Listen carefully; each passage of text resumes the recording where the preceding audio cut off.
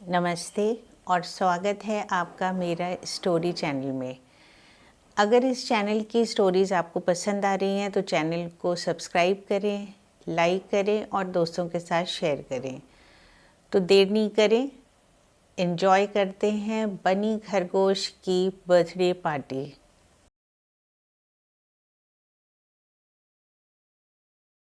बनी रैबिट वैसे तो रोज़ ही खुश रहता है, लेकिन आज तो कारण भी है। बर्थडे है आज। ये सोचते ही वो बेड से कूदकर उठ गया। आज कितने काम करने हैं।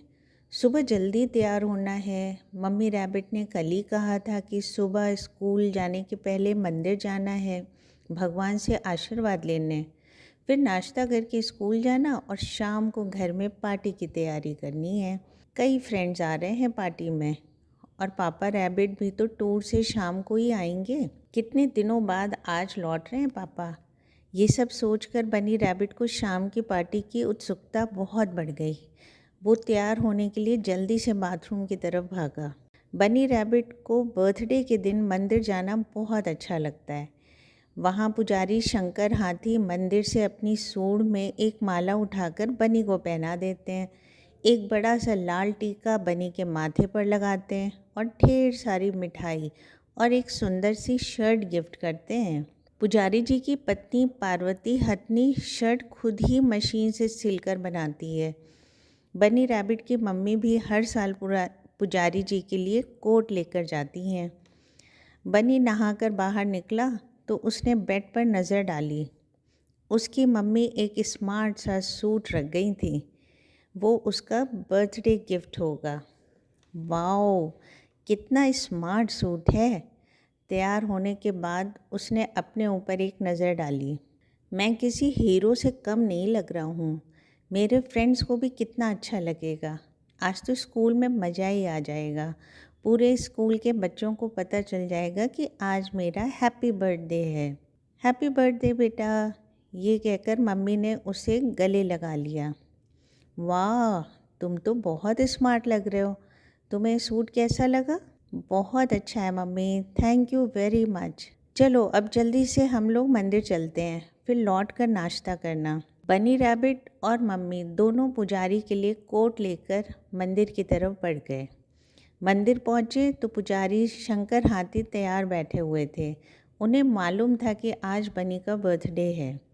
हर बार की तरह उन्होंने माथे पर लाल टीका लगाया और एक सुंदर सी माला बनी के गले में डाली और उसे गिफ्ट दिया। इतने बड़े गिफ्ट में क्या है? उसने जल्दी थी कि खोलकर देखें कि उसके अंदर है क्या, लेकिन मम्मी ने मना कर दिया। अभी नहीं, घर जाकर शाम को देखना, नहीं तो तुम्हें स्कूल जाने में देर हो जाएगी। शंकर हाथी पुजारी अंकल ने भी मना किया था कि ये अभी मत खोलना, इसको शाम को पार्टी में ही खोलना।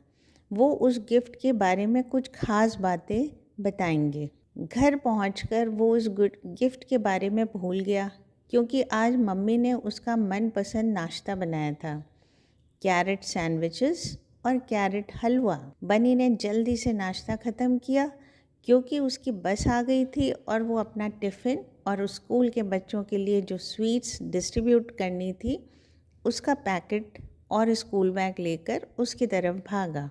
उस दिन दोपहर में स्कूल लौटने के बाद बनी बहुत थक गया था, इसलिए वो घर आकर खाना खाकर आराम करने के लिए लेट गया।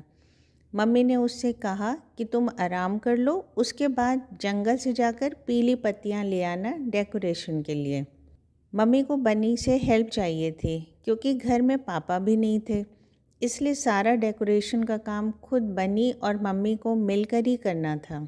बनी के फ्रेंड्स को शाम को 5 बजे पार्टी में आना था। बनी जब सोकर उठा तो घर में बहुत अच्छी सी खुशबू आ रही थी। बनी रैबिट की मम्मी ने बहुत सारी चीज़ें बनाई थी, जैसे चॉकलेट केक, बर्गर और छोले भटूरे। बनी ने घड़ी में देखा तो शाम के 4 बज चुके थे। मम्मी अकेले ही डेकोरेशन में बिजी थी। घर को उन्होंने रंग बिरंगे बैलून और फूलों से सजा दिया था। कुछ पत्तियां रह गई थीं जो जंगल में ही मिल पाती थीं। बनी एकदम से उठा और बोला, मम्मी मैं जंगल जा रहा हूँ पत्तियां लेने। ये कहकर वो तेज़ी से भाग गया। मम्मी ने पीछे से बुलाया, अरे बनी रुको रुको, मैं बता तो दूँ कि तुम्हें कौन सी पत्ती लानी है। लेकिन हर बार की तरह बन्नी बिना सुने ही भाग गया और दूर से बोला, मम्मी मुझे मालूम है कौन सी पत्ती लानी है, मैं जा रहा हूँ वरना देर हो जाएगी। और बिना कुछ सुने जंगल की तरफ भाग गया। जंगल पहुँचने के बाद उसे याद आया कि उसने मम्मी से ये तो पूछा ही नहीं कि किस कलर की पत्तियाँ लाने को कही थी। ये तो वो भूल ही गया। अब वापस घर जाकर पूछ कर आने में तो और देर हो जाएगी। जंगल में उसे रंग बिरंगी पत्तियाँ दिख रही थीं, कोई हरी, पीली, लाल। उसे लाल पत्तियाँ अच्छी लगीं तो उसने लाल पत्तियाँ खूब सारी तोड़ लीं। जल्दी में वो बैग लेकर भी नहीं आया था, इसलिए सारी पत्तियों को अपने हाथ में ही दबा लिया। अब वो जल्दी से घर पहुंचना चाहता था। तभी उसे पीछे से मिली स्क्विरल की आवाज़ आई, बनी रुको बनी रुको। बनी ने पीछे देखा और हाथ हिलाकर स्क्विरल को मना कर दिया। वो जल्दी में था इसलिए बिना रुके आगे बढ़ गया। उसके बाद उसे एक और आवाज़ सुनाई पड़ी जो मिट्ठू तोते की थी। वो ऊपर से उड़ता हुआ जा रहा था और ये भी बोला, बनी रुको बनी रुको। लेकिन बनी और तेज़ी से भागा। उसे समझ नहीं आ रहा था कि लोग उसको क्यों रोक रहे हैं। वो जल्दी से जल्दी घर पहुंचना चाहता था। शाम के 5 बजे से उसके फ्रेंड्स आने वाले थे। कुछ देर में वो घर पहुंचने ही वाला था कि उसे एक अजीब सी बेचैनी शुरू हो गई। उसने देखा कि उसके हाथ में लाल लाल से दाने हो गए। जैसे ही वो घर के पास पहुंचा तो देखा कि मम्मी गेट पर ही खड़ी हैं। वो परेशान दिख रही थीं। उन्होंने दूर से ही बनी को इशारा किया कि पत्तियां फेंक दो।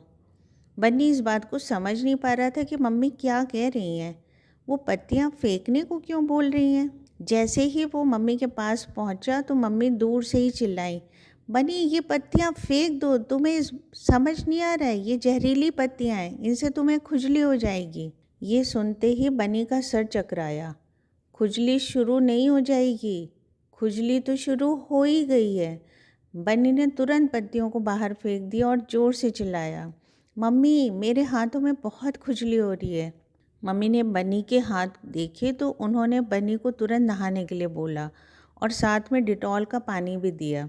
उसके बाद उन्होंने डॉक्टर से फ़ोन करके दवा पूछी और वो दवा नहाने के बाद बनी के हाथों में अच्छी तरह से लगा दी और बनी को प्यार से समझाया, अभी थोड़ी देर में खुजली ठीक हो जाएगी, तुम परेशान मत हो।